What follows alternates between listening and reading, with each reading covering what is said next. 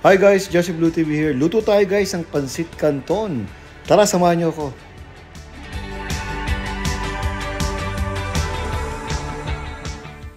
Ito guys, nag-omelette ako para mamaya pag naluto na yung omelette, i-slice ko siya kasi isasawag ko rin siya dito sa ating special pansit canton. Go, go, go! Ito guys, gisa-gisin na tayo ng sibuyas bawang. Ayan, pagkagisin ng sibuyas bawang, lagyan natin ng carrots. Eto guys, gisa-gisa lang yan guys. And after nun, eto na po ang kinalabasan yan. Ang ginisang bawang sibuyas plus carrots. There you go. Isama na rin natin ang repolyo.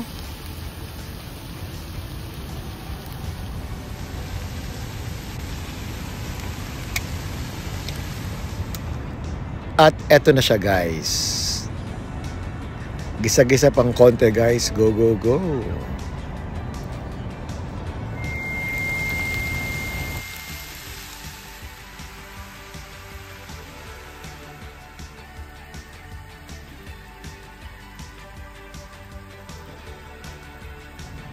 Ito na nga ang ating sahog na gulay. Kaya set aside na natin siya.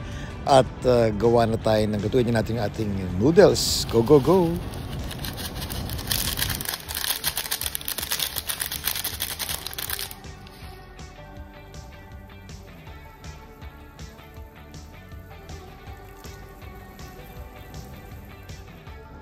And of course, ilagay natin ang ating pancit canton na nabili natin sa Bacala. Kaya lang, hindi ito yung brand ko, so I'm not really sure about the noodles. So, sana okay pa rin.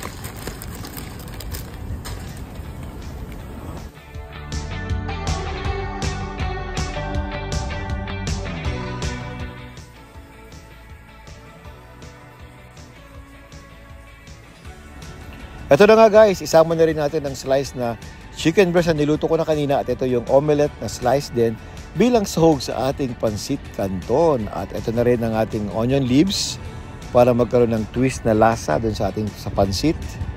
And there you go. Pronto, we have our pansit cantone blue. Go, go, go.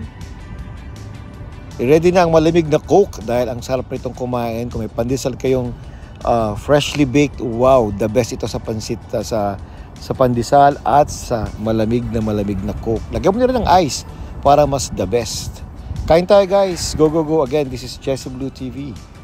Ang nagpapatakam sa inyo umaga, tanghali, gabi. Kain tayo guys. Go, go, go.